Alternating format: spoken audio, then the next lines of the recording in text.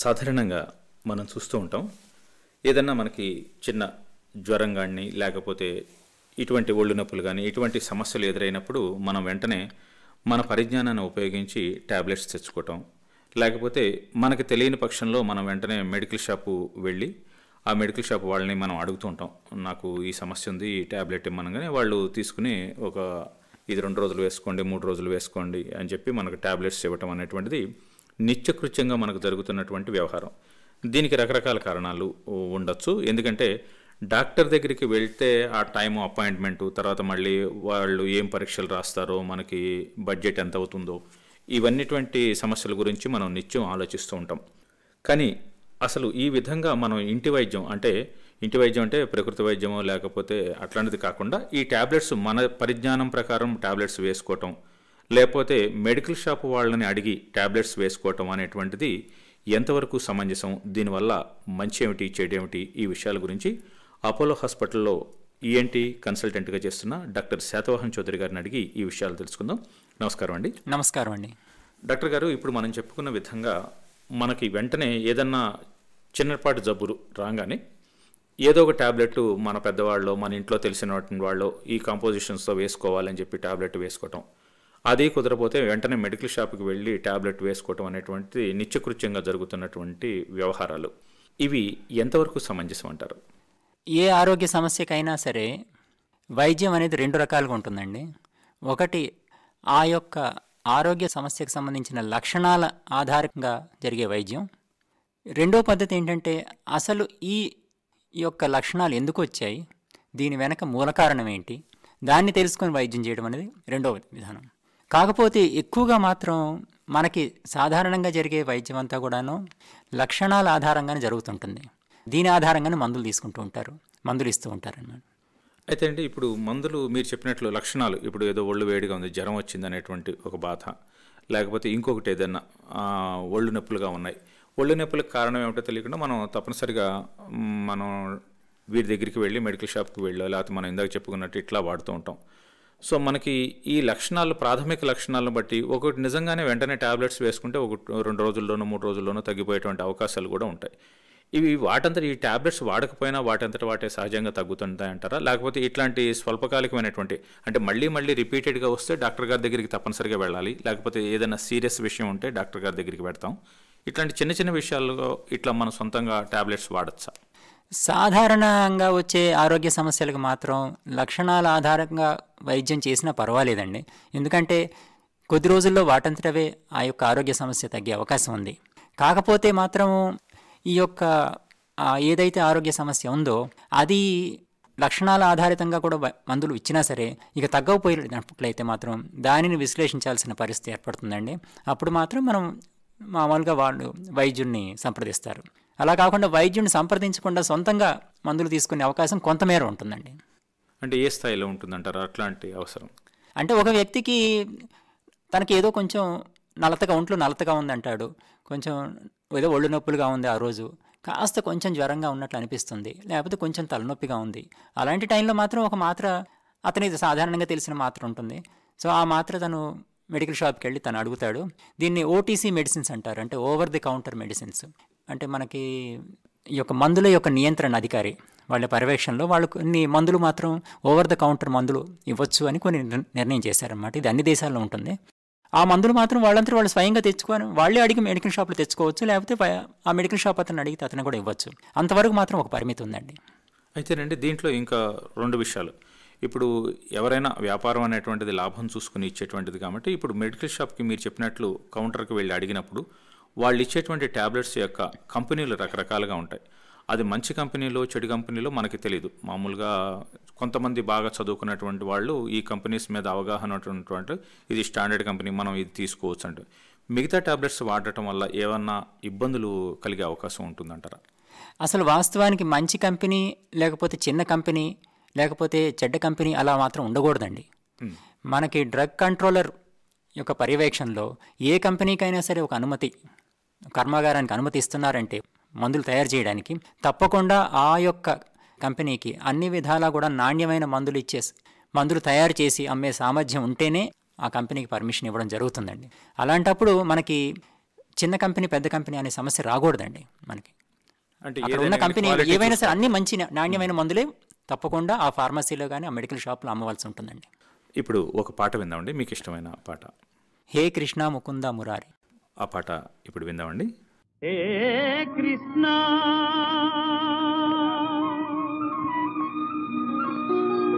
ముకుంద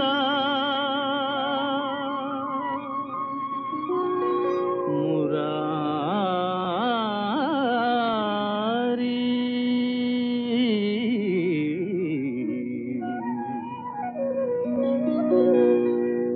జయ కృష్ణ ముకుంద మురారి, జయ కృష్ణ ముకుంద మురారి, జయ గోవింద బృంద విహారీ, కృష్ణ ముకుంద మురారి, జయ గోవింద బృంద విహారీ, కృష్ణ ముకుంద మురారి.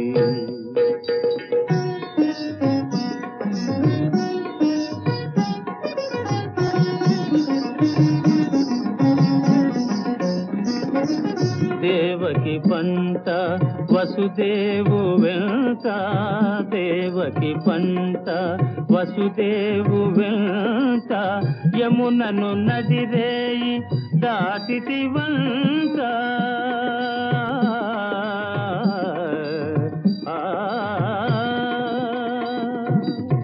వెలసితి వంట నందుని జింత, వెలసితి వంట నందుని జింత, రేపల్లె ఇల్లాయేనంత, కృష్ణ ముకుంద మురారి, జయ గోవింద బృంద విహారీ, కృష్ణ ముకుంద మురారి.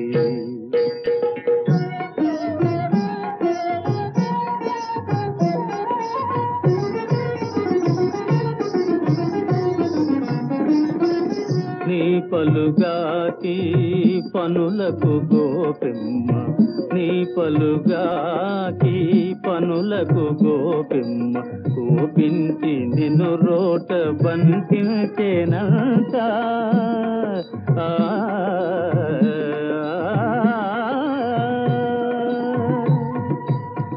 ఊపున బోయి మాకుల గూలిచి, ఊపున బోయి మాకుల గూలిచి, చాపాలు బాపితి వంట, కృష్ణ ముకుంద మురారి, జయ గోవింద బృంద విహారీ, కృష్ణ ముకుంద మురారి.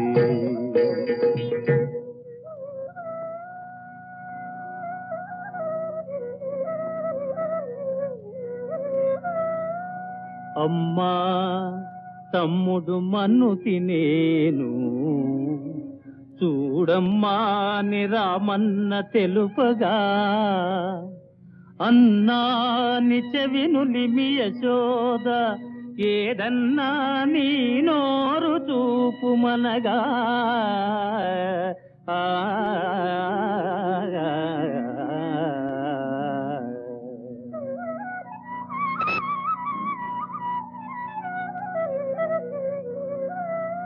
చూపితివట నీ నోటను బాపురే 14 భువన భాండముల, ఆ రూపము గనిన యశోదకు తాపమున సించి జన్మధన్యతగా. జయ కృష్ణ ముకుంద మురారి, జయ గోవింద బృంద విహారీ, కృష్ణ ముకుంద మురారి.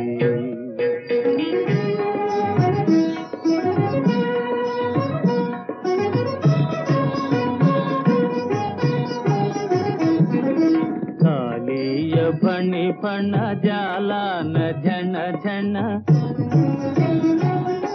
కాళీ ಕೇಳಿಯ ಫಣಿ ಫಣ ಜಾಲಾನ ಝಣ ಝಣ ಕೇಳಿ ಘಟಿಲ್ಚಿನ ಗೋಪ ಕಿಶೋರ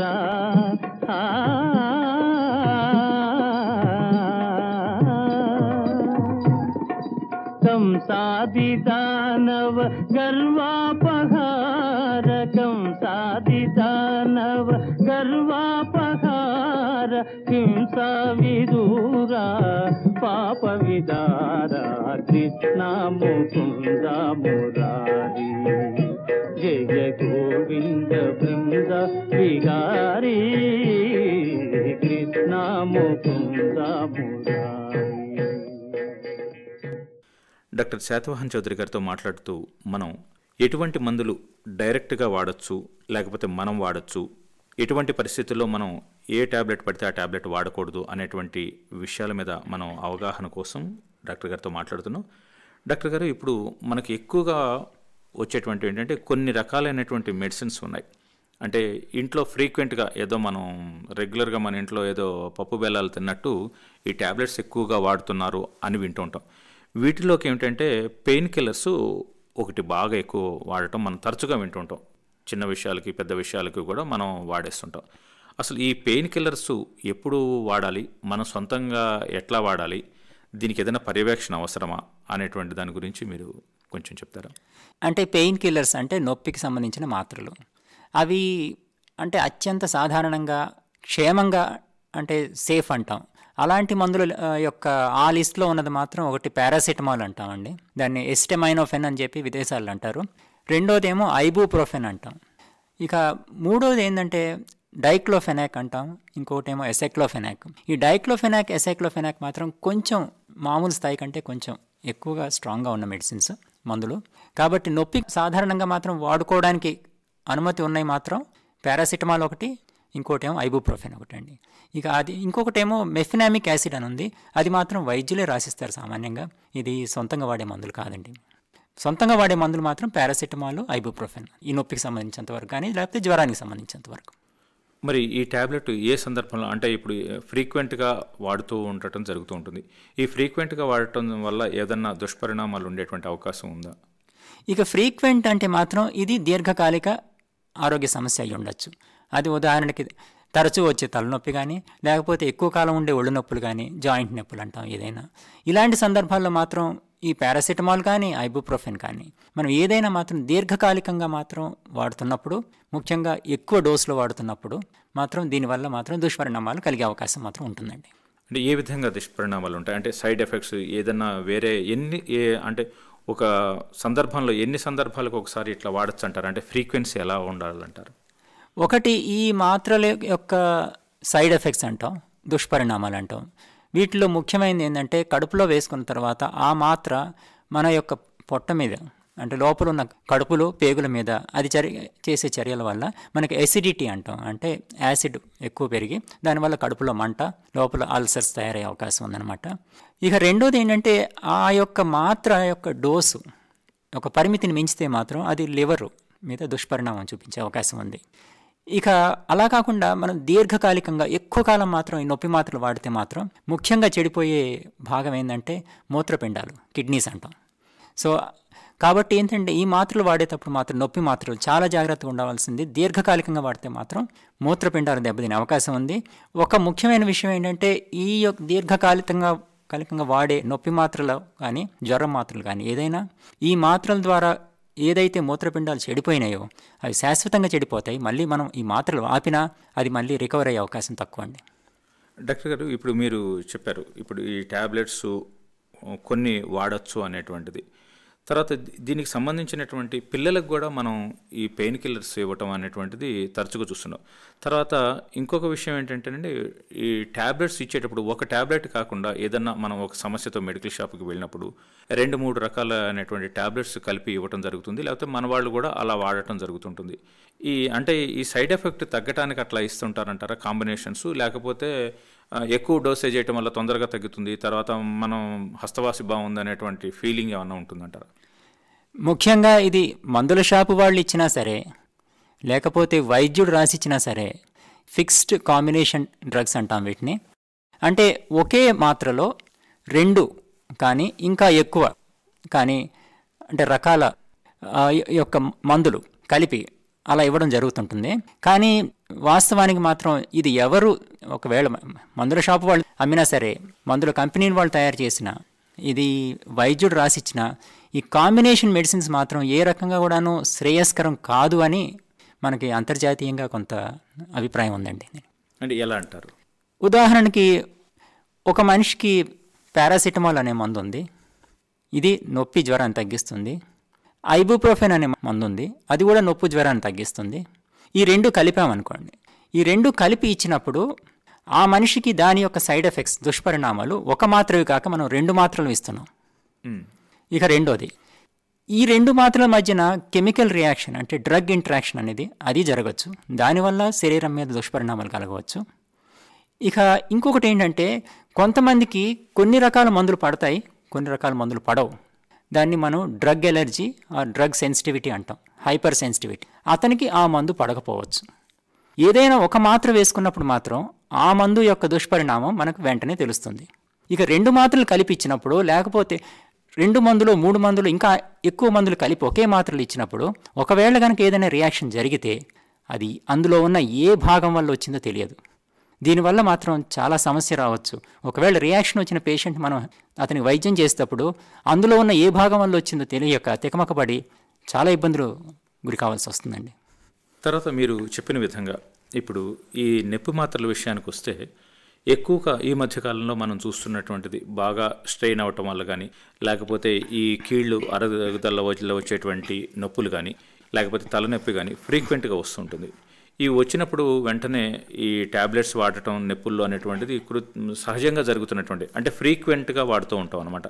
ఇలా ఈ కీళ్ళ నొప్పులకు కానీ తలనొప్పికి కానీ ఇట్లా ఫ్రీక్వెంట్గా ఇలా ట్యాబ్లెట్స్ వాడటం వల్ల ఏ రకమైనటువంటి ఇబ్బందులు ఎదురవుతాయి?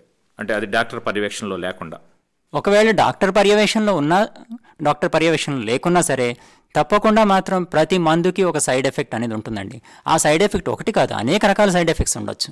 కాబట్టి ఏదైనా మాత్ర తీసుకునేటప్పుడు ఆ యొక్క రోగి, పేషెంట్ ఎవరైతే ఉన్నారో ఆ మాత్ర అసలు తనకి ఏ రకంగా పనిచేస్తుంది, తన యొక్క స్థితికి ఆ మాత్ర తగిందా కాదా, మళ్ళీ ఆ మాత్ర వల్ల అసలు సాధారణంగా వచ్చే దుష్పరిణామాలు ఏంటి, అది తెలుసుకొని వాడితేనే ఇంకా ఉత్తమం అండి. అది తెలుసుకోకుండా ఉన్నప్పుడు ఏమవుతుందంటే, తనకి ఏదైనా దుష్పరిణామాలు కలిగినా అది ఈ మాత్ర వల్ల అని అనుకోకపోతే మాత్రం దానివల్ల కలిగే దుష్పరిణామం యొక్క సమయాన్ని మనం పెంచుకుంటూ పోతే తర్వాత వైద్యం చేయడం కూడా కష్టమవుతుంది. ఈ పెయిన్ కిల్లర్స్ వాడటం వల్ల ఈ కళ్ళ కింద నల్లగా అవటం కానీ, లేకపోతే కాళ్ళు అది ఉబ్బటం కానీ, తర్వాత కళ్ళు ఉబ్బటం కానీ ఇట్లాంటి జరిగే అవకాశాలు ఏమైనా ఉన్నాయంటారా? ఒకవేళ జరిగితే ఎందువల్ల అలా జరుగుతాయి? ఇప్పుడు మీరు చెప్పిన లక్షణాలు ఏంటంటే అవన్నీ drug allergy or drug hypersensitivity అంటాం.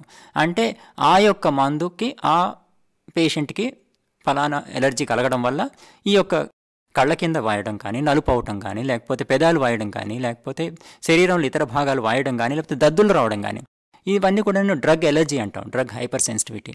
ఈ లక్షణాలు వస్తే మాత్రం అతనికి ఆ మందు పడదండి. ఇక ఒకసారి కనుక ఈ లక్షణం వచ్చిందంటే ఇంకా జీవితంలో అతను ఆ మందు వాడటం కష్టం అండి. ఇవి ఇప్పుడు మీరు చెప్పిన విధంగా 2-3 రకాలైనటువంటి ట్యాబ్లెట్స్ కలిపి ఇవ్వటం వల్ల, కాంబినేషన్స్ వల్ల ఇలా జరుగుతుందండి. ఇప్పుడు ఒక పేషెంట్ ఇటువంటి లక్షణాలు వచ్చినప్పుడు దేనివల్ల అది తనకి పడట్లేదో ఎలా తెలుసుకోవచ్చు అంటారు? సాధ్యమైనంత వరకు సింగిల్ డ్రగ్ అంటే మోనోథెరపీ, అంటే ఒకే ఒక మందు కలిగిన ఒక మాత్ర వేసుకుంటే మాత్రం దానివల్ల కలిగే దుష్పరిణామాలు చక్కగా మనకు అవగాహన అవుతాయి. కానీ ఒకే మాత్రలో అనేక మందులు కలిసి ఉన్నప్పుడు, ఆ మాత్ర తీసుకున్నప్పుడు మాత్రం అది ఏ మందు వల్ల కలిగిందో తెలియకపోవడం వల్ల అది మాత్రం చాలా ఇబ్బంది కలిగిస్తుందండి. సో సాధ్యమైనంత వరకు అటు వైద్యులు కానీ, ఈ యొక్క ఫార్మస్యూటికల్ కంపెనీస్ కానీ దీని గురించి ముఖ్యంగా ఆలోచించి సింగిల్ డ్రగ్ అంటే ఒకే మందు ఒక బిళ్ళలో కలిపి ఇవ్వడం అది మాత్రం ఉత్తమం అండి. అది ఇప్పుడు మరో పాట విందామండి, మీకు ఇష్టమైన పాట.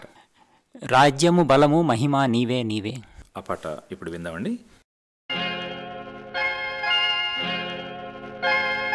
రాజ్యము బలము మహిమా నీవే నీవే, జవము జీవము జీవనమీవే నీవే. రాజ్యము బలము మహిమా నీవే నీవే, జవము జీవము జీవనమీవే నీవే. హృదయ మరియ తనయ మధుర హృదయ కరుణామయ కరుణామయ రాజ్యము బలము మహిమా నీవే నీవే జవము జీవము జీవన నీవే నీవే మరియ తనయ మధుర హృదయ కరుణామయ కరుణామయ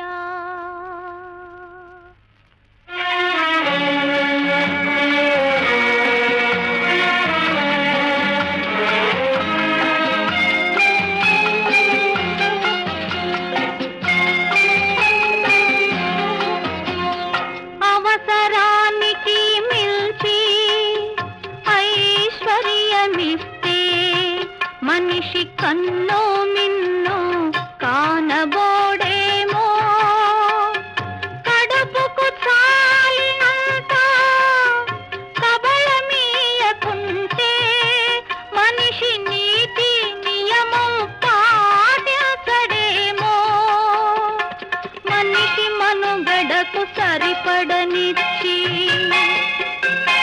శాంతి ప్రేమ తృప్తినిచ్చి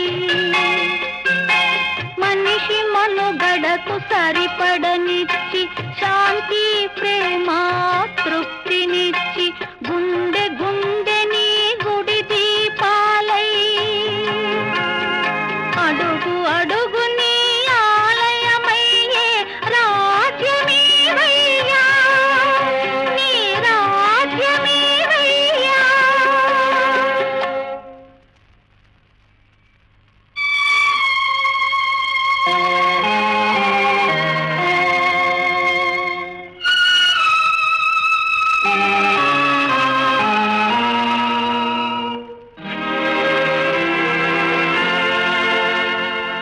అర్హత లేని వారికి అధికారం ఇస్తే దయా ధర్మం దారి తప్పునేమో దారి తప్పిన వారిని చేరదీయకుంటే తిరిగి తిరిగి తిరగబడతారేమో తగిన వారికి తగు బలమిచ్చి సహనం క్షమా సఖ్యతనిచ్చి తగిన వారికి తగు బలమిచ్చి సహనం క్షమా సఖ్యతనిచ్చి తనువు తనువు నిరీక్షణశాలై అణువు అణువు నీ రక్షణ సేనయ్యే బలమీవయ్యా ఆత్మ బలమీవయ్యా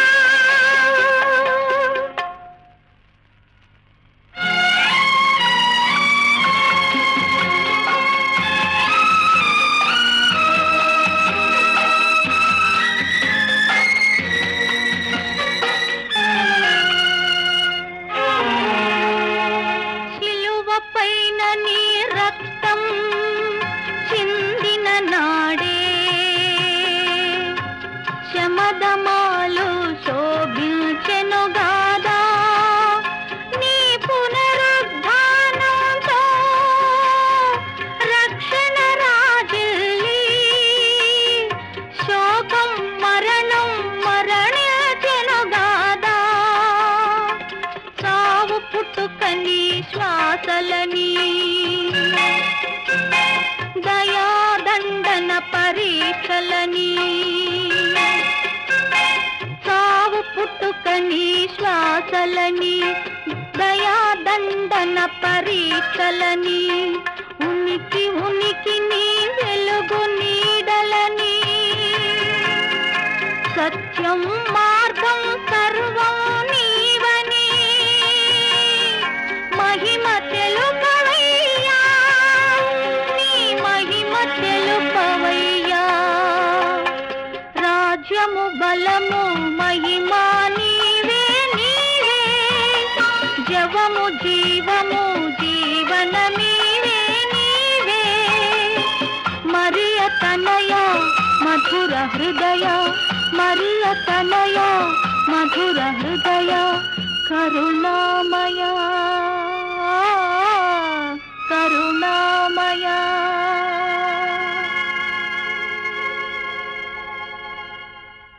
డాక్టర్ శాతవాహన్ చౌదరి గారితో మాట్లాడుతూ మనం సొంతంగా లేకపోతే మెడికల్ షాప్ నుంచి తీసుకునేటువంటి రకరకాల మందుల వల్ల జరిగేటువంటి పరిణామాలు ఎలా ఉంటాయి అనే విషయాలు మనం ఇప్పుడు ముచ్చటించుకుంటున్నాం.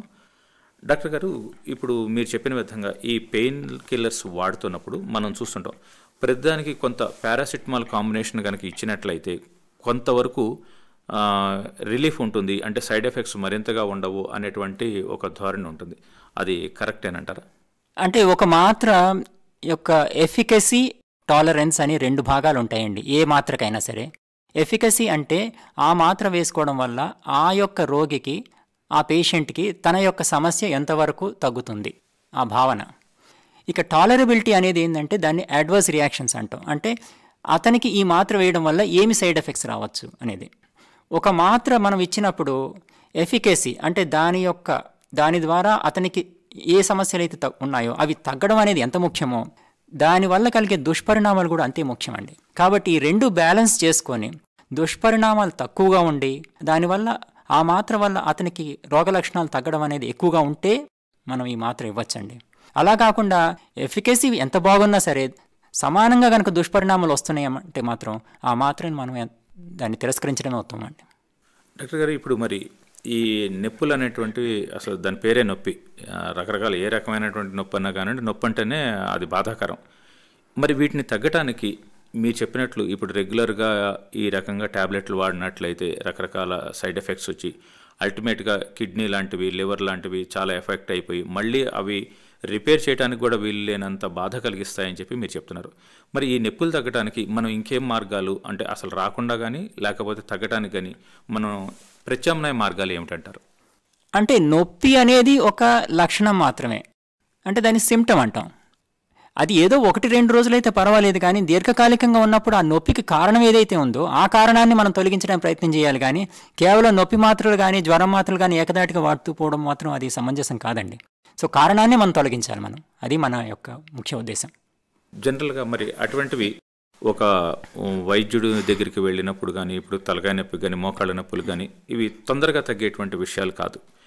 కానీ ఈ బాధ భరించలేక తప్పనిసరిగా వాడుతుంటాం. అప్పుడు పరిస్థితి ఏమిటంటారు? మళ్ళీ ఇందాక చెప్పుకున్నట్లు మాత్రం కారణానికే మనం వైద్యం ఇవ్వడానికి ప్రయత్నం చేయాలి. ఒకవేళ సపోజ్ ఏదైనా మనకి జాయింట్ నొప్పులు ఉన్నాయి అనుకుందాం, అలాంటి వాటికి సంబంధించినంత వరకు కేవలం మాత్రలే కాకుండా ఇవాళ మనకి ఫిజియోథెరపీ అంటాం, రీహాబిలిటేషన్ అంటాం. ఆ ఫిజియోథెరపీ రీహాబిలిటేషన్ ద్వారా మనం చక్కగా ఎక్సర్సైజెస్ నేర్చుకొని ఆ ఎక్సర్సైజ్ నేర్చుకుంటే మాత్రం చక్కగా మోకాళ్ళ చుట్టూతో ఉన్న కండరాలు బలపరిచే స్థితి తీసుకొచ్చి తద్వారా మనకి నొప్పులు తగ్గే మార్గాలు ఉన్నాయండి. కాకపోతే మాత్రం వీటికి కొంచెం ఓపిక కావాలి. అటు వైద్యుడికి ఓపిక కావాలి, ఈ యొక్క పేషెంట్కి ఇద్దరికి ఓపిక కావాలి. ఎందుకంటే ఇది మాత్ర వేస్తే తగ్గుతుంది కాదంటలేదు, కానీ అది 4 గంటలు 6 గంటల కంటే ఎక్కువ పని చేయదు. కానీ ఈ యొక్క రీహాబిలిటేషన్ ఫిజియోథెరపీ వల్ల జరిగే యొక్క ఉపయోగం మాత్రం దీర్ఘకాలికంగా ఉంటుంది. కాబట్టి వాళ్ళు కూడా కొంత ఓపిక వహించి దీర్ఘకాలిక ప్రయోజనాలను ఆశించి వైద్యం చేయాలి, కానీ తాత్కాలిక ప్రయోజనాలని ఈ యొక్క మందుల ద్వారా మనం ఆశించి ఇవ్వడం మాత్రం సమంజసం కాదండి. తర్వాత మీరు చెప్పినట్లు ఈ వాపులకి, నొప్పులకి అవి ఒక లక్షణం మీరు చెప్పినట్లు. అయితే వీటికి రకరకాలైనటువంటి బామ్స్ కానీ, లేకపోతే కొన్ని జెల్స్ కానీ, లేకపోతే కొన్ని కాపడాలు సంబంధించినటువంటి ఈ మధ్యన కొన్ని వస్తున్నాయి. ఇవి వాడటం వల్ల ఎలా ఉంటుందంటారు? ఈ బామ్స్ అనేవి రూబిఫేషియంట్స్ అంటాం. రూబిఫేషియంట్ అంటే ఆ చర్మం మీద మనం ఈ బామ్ రాసినప్పుడు దానివల్ల కొంత మంట కలుగుతుంది. బహుశా ఆ మంట ద్వారా లోపల ఉన్న నొప్పికి సమాంతరంగా 2 రకాల లక్షణాలు కలిగి ఒకదాన్ని ఒకటి న్యూట్రలైజ్ చేసి బహుశా నొప్పి తెలియకుండా పనిచేస్తుంది, కానీ అది లోపల ఉన్న భాగానికి మాత్రం నేరుగా మాత్రం చేరదండి. సో దానివల్ల మనకు కలిగేది చాలా తాత్కాలిక ఉపశమనమే. ఈ స్ప్రేలు కానీ మిగతావి కూడా అలాగే ఉంటాయంట? అంతే, చాలా తాత్కాలిక. బహుశా ఒక అరగంట గంట కంటే ఎక్కువ ప్రభావం చూపించలేకపోవచ్చు. ఇప్పుడు మరో పాట విందామండి. మీకు ఇష్టమైన ఇంకొక పాట? గాంధీ పుట్టిన దేశం, రఘురాముడు ఏలిన రాజ్యం. మంచి పాట అండి, ఆ పాట విందాం.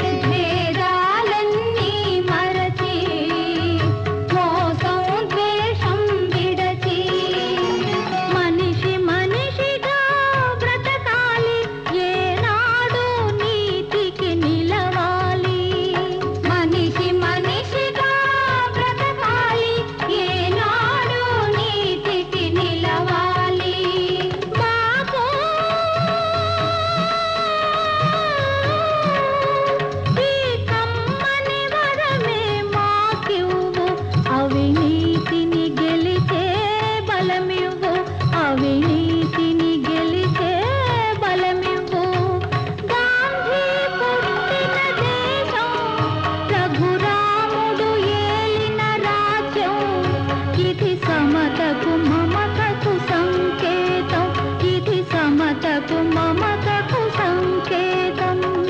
రఘుపతి రాఘవ రాజారాం పతిత పావన సీతారాం ఈశ్వర అల్లా तेरे नाम सबको सन्मति दे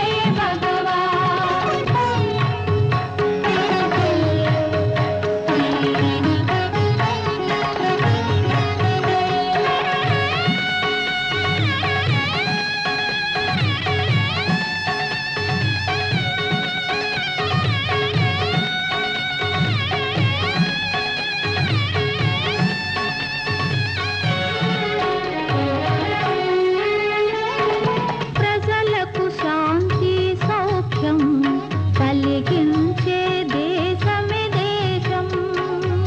ప్రజలకు శాంతి సౌఖ్యం కలిగించే దేశమే దేశం. బానిస భావం విడనాడి ఏ జాతి నిలుచునో అది జాతి. బానిస భావం విడనాడి ఏ జాతి నిలుచునో అది జాతి. బాపు నీ చల్లని దీవెన మాకివ్వు, నీ బాటను నడిచే బలమివ్వు, నీ బాటను నడిచే బలమివ్వు. గాంధీ పుట్టిన దేశం, రఘురాముడు ఏలిన రాజ్యం. ఇది సమతకు మమతకు సంకేతం, ఇది సమతకు మమతకు సంకేతం. రఘుపతి రాఘవ రాజారాం పతిత పావన సీతారాం ఈశ్వర అల్లా तेरे नाम सबको सन्मति दे भगवान. रघुपति राघव राजाराम पतित पावन सीताराम. డాక్టర్ శాతవాహన్ చౌదరి గారితో మనం మాట్లాడుతున్నాం. రకరకాల మందులు మనం సొంతంగా వాడటం వల్ల కలిగేటువంటి పరిణామాల గురించి ఇప్పుడు మనం ముచ్చటించుకుంటున్నాం. డాక్టర్ గారు, తర్వాత మనం ముఖ్యంగా వినేది పెయిన్ కిల్లర్స్ కాకుండా మనం వెంటనే ఇమ్మీడియట్గా ఇప్పుడు అందరికీ అలవాటైనటువంటి మరొక ట్యాబ్లెట్స్ కానీ లేకపోతే మరో రకం కానీ యాంటీబయాటిక్స్. దాన్ని సామెత ఏదో చెప్పినట్టు పిడికి బియ్యానికి ఒకటే మంత్రం అని చెప్పి ఏదన్నా వచ్చినా మనం యాంటీబయాటిక్ వాడండి అని చెప్పి మనం ఇంట్లోనే చెప్పేసేసుకుంటున్నాం. లేకపోతే మెడికల్ షాప్ నుంచి కూడా సాధారణంగా అవే యాంటీబయాటిక్ ఇస్తే ఏదైనా తగ్గుతుంది అనేటువంటి ఒక ధోరణి ఉంది. డాక్టర్ గారు, దీని విషయం మీద మీ అభిప్రాయం? యాంటీబయోటిక్ అంటే ఏంటంటే సూక్ష్మక్రిములకి ఏవైతే మనకి రోగాలు కలుగజేస్తున్నాయో వాటికి వ్యతిరేకంగా వాడే మందునే మనం యాంటీబయాటిక్ అంటాం. ఈ యాంటీబయాటిక్స్ అనేవి మనకి అంటే శరీరంలో మామూలుగా బ్యాక్టీరియా అంటాం.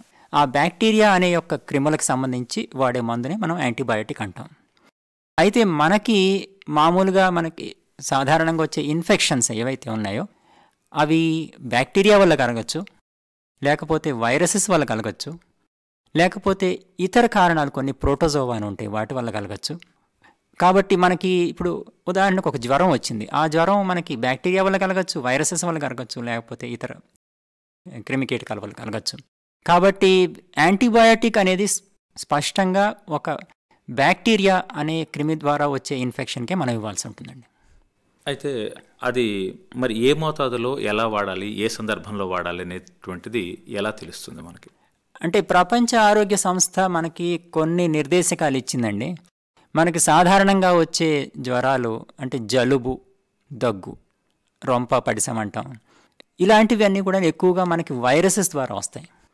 ఈ వైరసెస్ ద్వారా వచ్చే జలుబు, జ్వరం, దగ్గు ఇవి మనం గనక కొన్ని ప్రికాషన్స్ అంటాం, కొన్ని ప్రికాషన్స్ ద్వారా తీసుకుంటే, ఉదాహరణకి మనకు అవి వచ్చినప్పుడు చక్కగా మనం రెస్ట్ తీసుకోవడం, మనకు విశ్రాంతి తీసుకోవడం, మనకి కాకపోతే కొంచెం ఆవిరి పట్టడం కానీ, లేకపోతే బాగా జ్వరం కానీ ఒళ్ళు నొప్పులుగా ఉంటే ఇంత పారాసిటమాల్ మాత్ర కానీ ఐబుప్రోఫెన్ మాత్ర కానీ తీసుకుంటే ఉపశమనం కలిగి వాటంతటవే ఒక వారం రోజుల్లో తగ్గిపోయే అవకాశం ఉంది. కానీ వైరల్ ఇన్ఫెక్షన్స్కి మాత్రం మనం ఏ రకంగా కూడాను యాంటీబయాటిక్స్ అనేవి వాడకూడదండి. అది బ్యాక్టీరియల్ ఇన్ఫెక్షన్ అని తేలితేనే మనం యాంటీబయాటిక్ వాడాలి. కాబట్టి ఇది ప్రతి వాళ్ళు తెలుసుకోవాల్సిన విషయం అండి.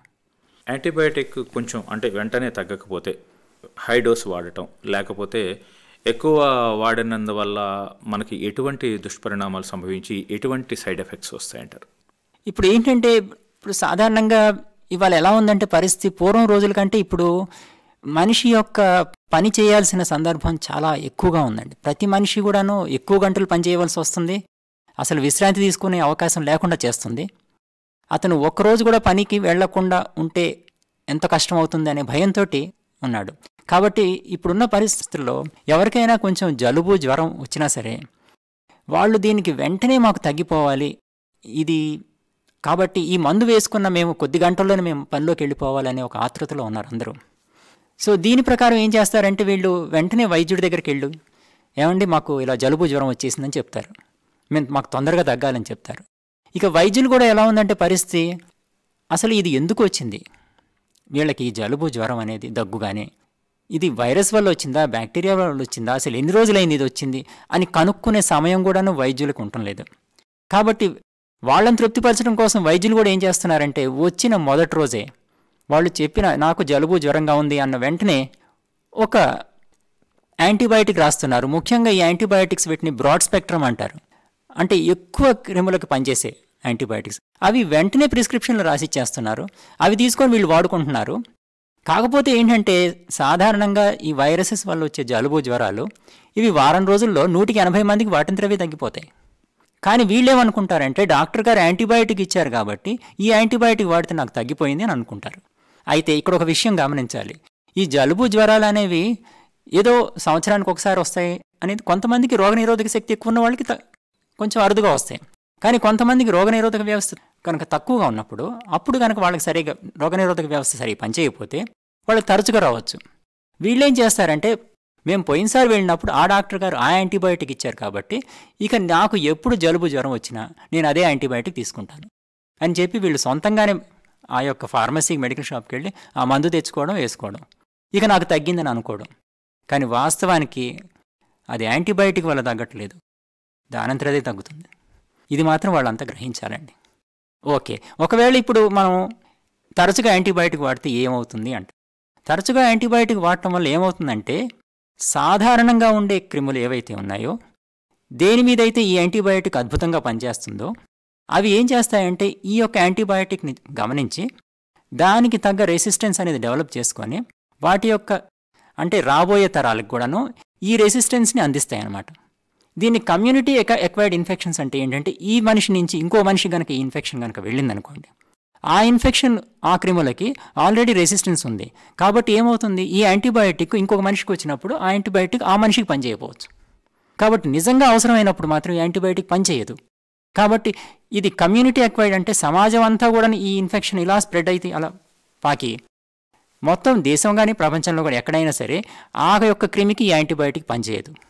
సో ఇది యాంటీబయాటిక్ రెసిస్టెన్స్ అనేది తయారవుతుంది. దీని గురించి మాత్రం ప్రపంచ ఆరోగ్య సంస్థ చాలా వార్నింగ్స్ ఇస్తుందండి మనకి, మీరు చాలా అప్రమత్తంగా ఉండాలి ఇలాంటి విషయాలు, ఎందుకంటే విలువైన యాంటీబయాటిక్స్ అన్ని మీరు వేస్ట్ చేస్తున్నారని చెప్తుంది మనకి. మరి దీని మీద నియంత్రణకు సంబంధించినటువంటి అంటే ఎక్కడ నియంత్రణ ఉండాలంటారు? ఇప్పుడు మీరు చెప్పిన విధంగా యాంటీబయాటిక్ వాడంగానే తగ్గిపోతుంది అనేటువంటి ధోరణి పెంచుకుంటూ పోతే శరీరానికి నష్టం, మీరు చెప్పినట్లు సమాజానికి నష్టం, తద్వారా దేశానికి నష్టం, ఇటు ఆర్థికంగా నష్టం, అటు శారీరకంగా నష్టం. మరి ఈ నియంత్రణ ఎక్కడ జరగాలంటారు? వీటికి సంబంధించినటువంటి ఇమ్మీడియట్ రిలీఫ్ ఎట్లా దొరుకుతుంది మరి ఒక పేషెంట్కి? అంటే లైక్ పాశ్చాత్య దేశాల్లో మాత్రం వైద్య విధాన మండలికి యొక్క సూచనలు మాత్రం ప్రతి వైద్యుడు ఖచ్చితంగా అమలుపరచవలసి ఉంటుందండి. అక్కడ మానిటరింగ్ ఏజెన్సీ అని ఉంటుంది, వాళ్ళు ఏ వైద్యుడు ఏం అందిస్తున్నారని చక్కగా వాళ్ళు గమనిస్తూ వాళ్ళు అనవసరంగా ఈ మందులు రాస్తున్నారా లేదా, ఒకవేళ రాస్తే మాత్రం వాళ్ళ మీద చట్టపరమైన చర్యలు తీసుకునే అవకాశం మాత్రం ఆయా దేశాల్లో ఉంది, అమెరికాలో కానీ యూరోప్లో కానీ అక్కడ. అయితే అలాంటి స్థితి మనకు కూడా ఉంటే బాగుంటుంది. అంటే మన యొక్క వైద్య విధాన మండలి కూడాను ఇలాంటి స్ట్రిక్ట్ గైడ్ లైన్స్ అంటాం, అంటే మార్గ నిర్దేశకాలు ఇవి ప్రతి వైద్యుడికి కూడాను అతను ఈ పరిధిలోనే ఇలాంటి సమస్యలకి ఇలాంటి మందులు రాస్తే బాగుంటుంది, ఆ పరిధి దాటి వెళ్లకుండా ఉంటే మంచిది అని చెప్పి మనకి అలాంటి నియంత్రణ ఏర్పరిస్తే బాగుంటుంది. కాకపోతే బహుశా మన యొక్క విస్తారమైన జనాభా వలన మనకి ఆ నియంత్రణ సరిగా అమలు జరుగుతుందా లేదా అని ఒక చిన్న అనుమానం కలుగుతుందండి. తర్వాత అండి డాక్టర్ గారు, ఇప్పుడు మనం రెగ్యులర్గా చూస్తూ ఉంటాం, ఒక డాక్టర్ దగ్గరికి వెళ్ళిన తర్వాత తగ్గకపోతే ఆ ప్రిస్క్రిప్షన్ పట్టుకొని మనం వేరే డాక్టర్ గారి దగ్గరికి పెడతాం. ఈ టాబ్లెట్స్ వాడామండి, ఇన్ని రోజులు వాడాం, తగ్గలేదు అనగానే మళ్ళీ ప్రిస్క్రిప్షన్ మళ్ళీ మారిపోతుంది, అంటే వేరే టాబ్లెట్స్ ఇవ్వడం జరుగుతుంది. అంటే జనరల్గా అది ఎందుకు జరుగుతుంది అంటారు? అట్లా కారణం ఏమిటంటారు అట్లా? అంటే మనకి వైద్య విధాన మండలి మార్గనిర్దేశకాలు కనుక ఖచ్చితంగా ఉంటే పలానా యొక్క జబ్బులకి పలానా మందు వాడాలి అని చెప్పి వాళ్ళు ముందే నిర్దేశిస్తారు. అప్పుడు మాత్రం ఈ వైద్యుడు రాసే మందుకి ఇంకో వైద్యుడు రాసే మందుకి తేడా వచ్చే అవకాశం లేదండి. అలాంటి విధానం కనుక సక్రమంగా అమలు జరగనప్పుడు మాత్రం ఏ వైద్యుడు తన మనసుకు తోచిన మందు మాత్రం రాసే అవకాశం ఉందండి. అది మాత్రం జాగ్రత్తగా గమనించాలి. అంటే కంపెనీల యొక్క పేర్లు అంటే రకరకాలుగా ఏదో పెట్టుకుంటారు. ఇప్పుడు పారాసిటమాల్కి రకరకాల పేర్లు వేరే వాళ్ళు పెట్టుకోవచ్చు. అట్లా ఆ కాంపోజిషన్ మాత్రం అవే ఉంటుంది. అవి మార్చడం వల్ల రోగికి తగ్గటం అంటూ ఏమైనా జరుగుతుందంటారా? అంటే ఒక్కొక్క మందుల కంపెనీకి ఒక్కొక్క బ్రాండ్ ఉంటుంది. అది ఆ బ్రాండు తోటి వాళ్ళు అమ్ముకుంటుంటారు. అయితే బ్రాండ్ ఏదైనా మందు మాత్రం అందులో ఒకటే ఉండాలి.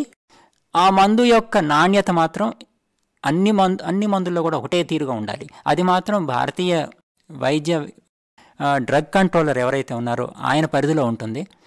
వారు మాత్రం దీన్ని పరిశీలించి దాన్ని జాగ్రత్తగా గమనించవలసి ఉంటుందండి.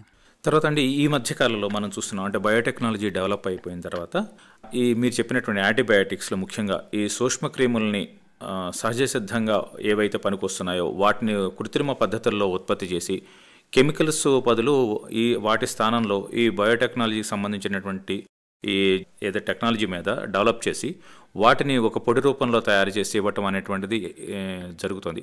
దానివల్ల వస్తే మార్పు ఏమైనా బాగా రావచ్చు అంటారు? అప్పుడు అంటే యాంటీబయాటిక్స్ అనేవి ఇప్పుడు సామాన్యంగా ఎక్కువగా యాంటీబయాటిక్స్ శిలీంధ్రాలు అంటాం. శిలీంధ్రాలు అంటే ఫంగస్, వాటి నుంచి తయారవుతుంటాయి ఇవి. సో బయోటెక్నాలజీలో వాటిని కృత్రిమంగా సృష్టించవచ్చు. ఎలా సృష్టించినా మాత్రం దాని యొక్క ఏదైతే దాని యొక్క యాక్షన్ ఉందో, దాని యొక్క చర్య, అది మాత్రం మార్పు చెందదండి. వాటి వల్ల ప్రయోజనం అంటే అలా రావటం వల్ల సైడ్ ఎఫెక్ట్స్ కొంచెం తగ్గడం, లేకపోతే అది ఎందుకంటే ఒరిజినల్గా ఉంటుంది కాబట్టి కెమికల్స్ రూపంలో ఉండదు కాబట్టి దుష్పరిణామాలు తగ్గే అవకాశం ఏమైనా ఉంటుందంటారా? కొంతవరకు ఆ యొక్క శిలీంధ్రాల వల్ల ఏదైనా దుష్పరిణామాలు ఏమైనా ఉంటే మాత్రం అది తగ్గే అవకాశం ఉంది. కాకపోతే మాత్రం ఇలా కృత్రిమంగా సృష్టించడం వల్ల మనం ఎక్కువ మందులు తక్కువ శ్రమతోటి తక్కువ ఖర్చుతోటి ఉత్పత్తి చేసే అవకాశం ఉంటుందండి. ఇప్పుడు మరో పాట విందామండి. అణువును వెలసిన దేవా, ఆ పాట విందామండి.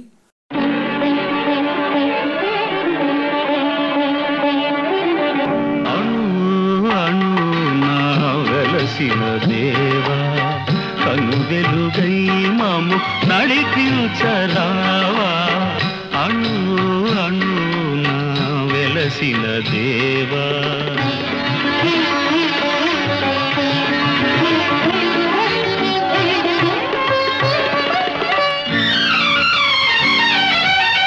మనిషిని మనిషే కరిచే వేళ ద్వేషం విషమై కురిసే వేళ, నిప్పులు మింగి నిజమును తెలిపి చల్లని మమతల సుధలను చీకి అమర జీవులై వెలిగిన మూర్తుల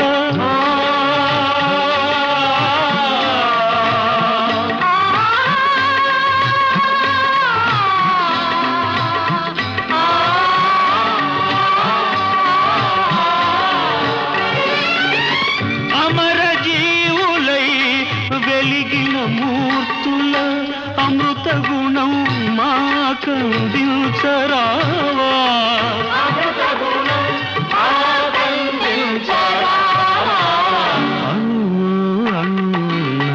వెలసిన దేవా కను వెలుగై మము నడిపించరావా, అణు అణునా వెలసిన దేవా.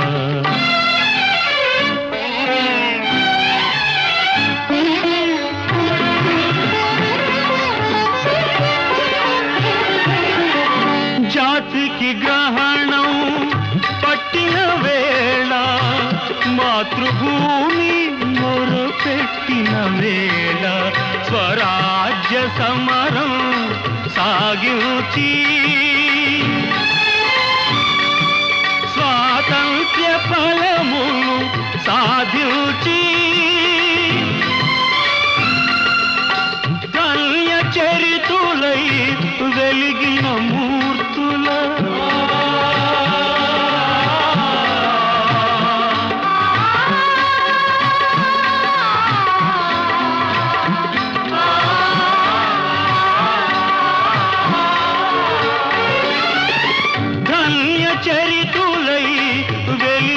మూర్తుల త్యాగ నిరతి మాకందించరావా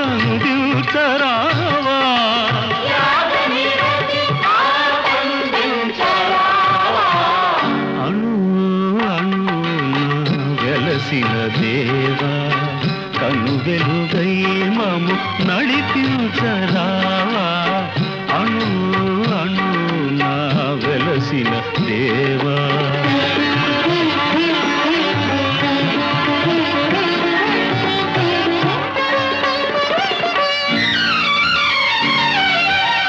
వ్యాధులు బాధలు ముసిరే వేళ మృత్యువు కోరలు సాచే వేళ గుండెకు బదులుగా గుండెను పొదిగి కొన ఊపిరులకు ఊపిరులూది జీవనదాతలై వెలిగిన మూర్తుల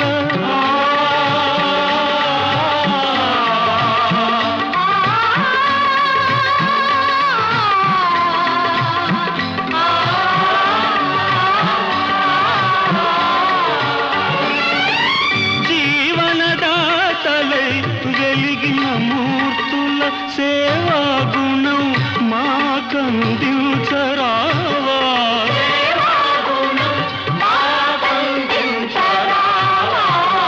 అణు అణున వెలసిన దేవా కను వెలుగై మము నడిపించరావా అణు అణున వెలసిన దేవా.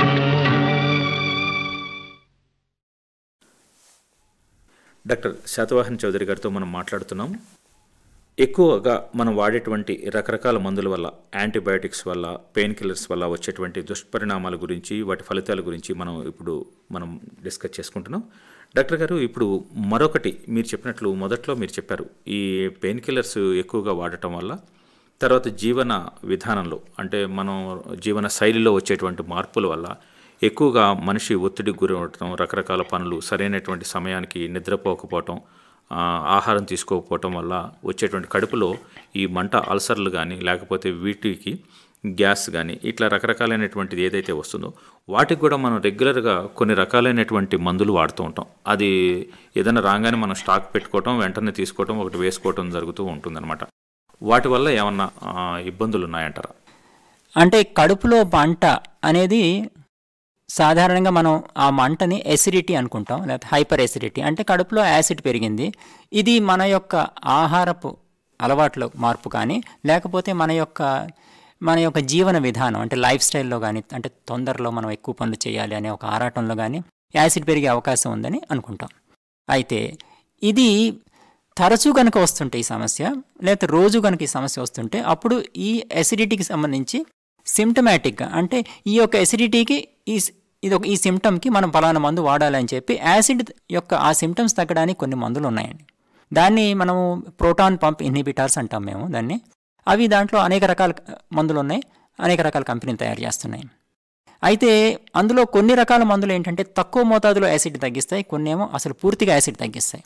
అయితే ఇక్కడ వచ్చిన సమస్య ఏంటంటే, ఒక మనిషి యొక్క జీవన విధానంలో కనుక, అతని యొక్క ఆహార అలవాట్లు కానీ, జీవన విధానం కానీ, అది నిరంతరం ప్రతిరోజు శ్రమతోటే కూడుకుంది. అతను జీవించినంతకాలం ఇప్పుడు శ్రమ తోడైంది. అది కాక కొంతకాలం తర్వాత అతను కొన్ని రకాల మాత్రలు వాడుతున్నాడు, నొప్పి మాత్రలు కానీ, బీపీ మాత్రలు కానీ, షుగర్ మాత్రలు కానీ, డయాబెటీస్కి, లేకపోతే అతను ఇంకా కొలెస్ట్రాల్కి తగ్గడానికి మాత్రలు, ఇంకా అనేక రకాల మాత్రలు వాడుతున్నాడు. దానివల్ల అతని యొక్క యాసిడ్ ఉత్పత్తి నిరంతరం ఎక్కువ జరిగే అవకాశం ఇప్పుడు తయారైంది. ఇంకోటి, అతనికి అసలు స్థిమితంగా ఉండే అవకాశమే దొరకట్లేదు. ఎప్పుడు నిరంతరం కూడా ఎక్కువ ఆలోచనలు, స్ట్రెస్, నిద్ర తక్కువైపోయింది. కాబట్టి ఏం చేస్తున్నాడు ఇప్పుడు, ఈ ఎసిడిటీ తగ్గే మాత్రలు అతను ఏదో కొద్ది రోజులు వాడే బదులు ఎక్కువ కాలం వాడేస్తున్నాడు, దీర్ఘకాలం. ఎప్పుడు వైద్యుడి దగ్గరికి వెళ్ళినా, ఏమంటే ఇంకా మనం ఆ మందులు వాడినంతకాలం బాగుంది, మందులు ఆపేస్తే మళ్ళీ వస్తుందంటే సరే ఇంకొంతకాలం వాడుకో అంటున్నారు వైద్యుడు. అలా అతను వెళ్ళినప్పుడల్లా వాడుకో ఇది కొన్ని సంవత్సరాల పాటు యాసిడ్ తగ్గే మాత్రలు వాడుతున్నారు. అయితే ఈ మధ్య కొన్ని మనకి పరిశోధనలో తెలిసింది ఏంటంటే, ఈ యాసిడ్ తగ్గే మాత్రం దీర్ఘకాలికంగా వాడితే మాత్రం కొన్ని సమస్యలు వచ్చే అవకాశం ఉంది. అందులో ముఖ్యమైనది ఏంటంటే, హైడ్రోక్లోరిక్ ఆమ్లం అనేది మనకి మన యొక్క శరీరంలోకి నోటి ద్వారా ప్రవేశించే క్రిములను చంపుతుందండి. కాబట్టి అవి కనుక అలా జరగకపోతే రోగనిరోధక వ్యవస్థ తగ్గి అతని తొందరగా ఇన్ఫెక్షన్స్ అంటే లూజ్ మోషన్స్ అంటే డయేరియాస్ వచ్చే అవకాశం ఉంది. ఇక రెండోది ఏంటంటే మనకి ఐరన్, కాల్షియం, మెగ్నీషియం ఈ యొక్క పదార్థాలన్నీ కూడాను ఆ యొక్క యాసిడ్ మీడియంలోనే శరీరంలోకి పీల్చుకోబడతాయి, అంటే అబ్జార్బ్ అవ్వ. కాబట్టి ఒకవేళ యాసిడ్ కనుక మనం పూర్తిగా ఇట్లా నిరోధిస్తే మనకి ఐరన్ తగ్గిపోయి ఎనీమియా రావచ్చు, మెగ్నీషియం తగ్గడం వల్ల సమస్యలు రావచ్చు. ఇక కాల్షియం తగ్గడం వల్ల ఎముకల్లో కూడా కాల్షియం తగ్గిపోయి ఎముక బోలుపోయి అంటే దాని యొక్క శక్తి తగ్గిపోయి ఫ్రాక్చర్స్ అంటాం, అంటే ఎముకలు ఇరిగే అవకాశం ఉంది. కాబట్టి దీర్ఘకాలికంగా మాత్రం ఈ యాసిడ్ తగ్గే మాత్రలు ఎవరైతే వాడుతున్నారో వాళ్ళు దాని విషయంలో పునరాలోచించుకొని ఒకవేళ వైద్యుడు చెప్పినా సరే వాళ్ళ యొక్క జీవన విధానాన్ని, ఆహారపు అలవాట్లని అంటే స్పైసీ ఫుడ్స్ అంటాం, కారపు వస్తువులు తగ్గించుకొని తద్వారా అసిడిటీ తగ్గించుకోవడం మంచిది. కానీ వారు చెప్పినట్టు ఇక ఏకదాటిగా ఈ యొక్క యాసిడ్ మాత్రలు సంవత్సరాల తరబడి వాడటం మాత్రం ఏమాత్రం శ్రేయస్కరం కాదు. అంతర్జాతీయంగా మాత్రం 4 వారాలకు మించి మాత్రం ఇవి వాడకూడదండి యాసిడ్ తగ్గే మాత్రలు. తర్వాత ఇప్పుడు మీరు చెప్పిన విధంగా ఇట్లా ఈ కడుపులో మంటకు కానీ వీటికి కానీ ఏదన్నా అంటే ప్రత్యామ్నాయంగా ఆహారం అంటే ఒక మజ్జిగ తాగటం, ఒక కొబ్బరి నీళ్ళు తాగటం ఇట్లాంటి ప్రత్యామ్నాయ పద్ధతులు ఏమన్నా సూచించడానికి చేయటం వల్ల అవి తగ్గే అవకాశం ఉందంటారా? లేకపోతే ఇప్పుడు ఎసిడిటీ ఇట్లాంటివి తగ్గడానికి మీరు చెప్పినట్లు ఏదన్నా పర్మనెంట్గా ఒక సొల్యూషన్స్ ఏమన్నా ఉంటాయంటారా టాబ్లెట్స్ ఇవి కాకుండా? అసిడిటీ అనేది ఇప్పుడు మామూలుగా మన యొక్క ఆధునిక జీవన శైలి విధానం ద్వారా పెరిగింది తప్పితే మన పూర్వీకులకు అంతగా ఎసిడిటీ సమస్యలు లేవండి. ఇప్పుడు ఈ యొక్క ఆధునిక ప్రపంచంలో అందరూ తొందరలో హడావిడిలో ఉన్నారు కాబట్టి ముఖ్యంగా ఏంటంటే రుచి కోసమని తొందరగా ఎక్కువ మసాలా దినుసులు ఉన్నవి ఆహార పదార్థాలు తినేస్తున్నారు. ఇక ఆ తినే పదార్థాల్లో మాత్రం కనీసం అందులో ఎంత మోతాదు మనం తీసుకోవాలి అన్నీ కూడా లేకుండా చకచక తినేస్తున్నారు, స్పీడ్గా తినేస్తున్నారు. తొందరగా తినటం వల్ల ఈ స్పైసీ ఫుడ్స్ అంటాం, కారపు వస్తువులు ఎక్కువ ఉండటం వల్ల ఎసిడిటీ ఉత్పత్తి అయ్యే అవకాశం ఉంది. యాసిడ్ ఏదో 1-2 రోజులు అయితే పర్వాలేదు, కానీ ఇలా నిరంతరం జరుగుతుంటే మాత్రం దీనివల్ల యాసిడ్ ఉత్పత్తి పెరుగుతూనే ఉంటుంది. కాబట్టి మన జీవన విధానాన్ని, మన యొక్క ఆహారపు నియమాల్ని మార్చుకోవడం అది ఉత్తమం. దానివల్ల ఆరోగ్యం అన్ని విధాలు బాగుపడుతుంది.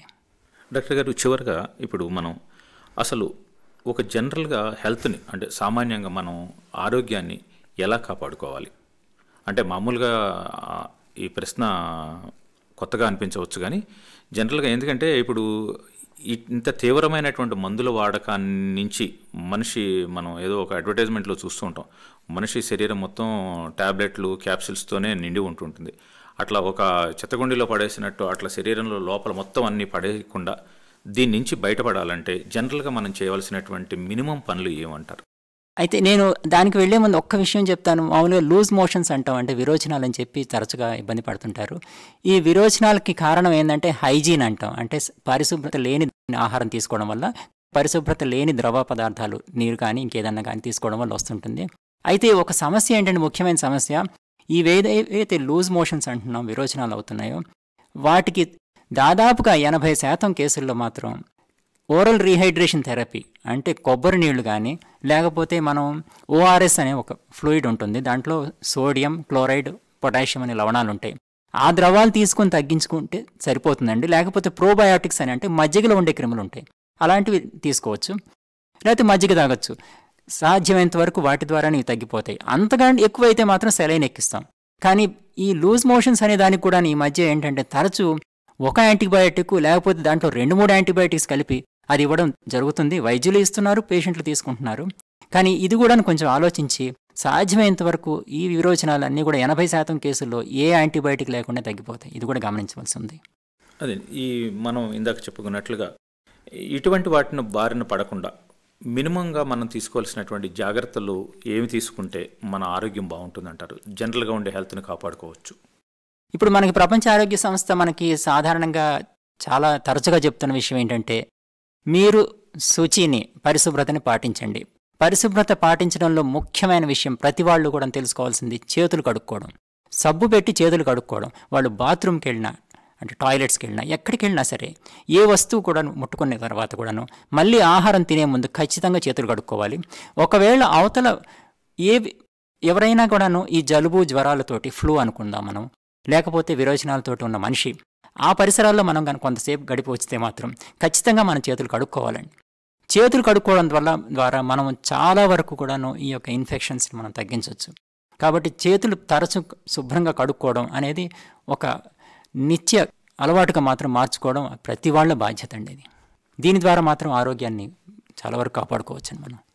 మరి మీరు చెప్పిన విధంగా జీవన శైలిలోను తర్వాత కొన్ని పద్ధతులు అంటే మనం సంప్రదాయమైనటువంటి ఇప్పుడు మజ్జిగ, ఇప్పుడు మనకు వచ్చేటువంటి కూల్ డ్రింక్స్ లేకపోతే అట్లాంటివి కాకుండా ఈ మజ్జిగ తాగటం, కొబ్బరి నీళ్లు తాగటం అనేటువంటి సంప్రదాయ పద్ధతుల ద్వారా జీవనశైలిలో తగినటువంటి విశ్రాంతి తీసుకోవటం ద్వారా మరి ఇటువంటి పెయిన్ కిల్లర్స్, యాంటీబయాటిక్స్, తర్వాత అల్సర్స్కి సంబంధించినటువంటి మెడిసిన్స్ వాటి జోలికి ఎక్కువగా పోకుండా మనం ఆరోగ్యాన్ని కాపాడుకోవాలి. అలా కాపాడుకున్నట్లయితే మనం ప్రశాంతంగా ఉంటాం, మన చుట్టుపక్కల ఉన్నటువంటి వాళ్ళు కూడా ప్రశాంతంగా ఉంటారు. కాబట్టి ఆ పద్ధతులను మీరు చెప్పినట్లు పాటిస్తారని ఆశిస్తూ సెలవు తీసుకుంటాం. నమస్కారం. నమస్కారం అండి.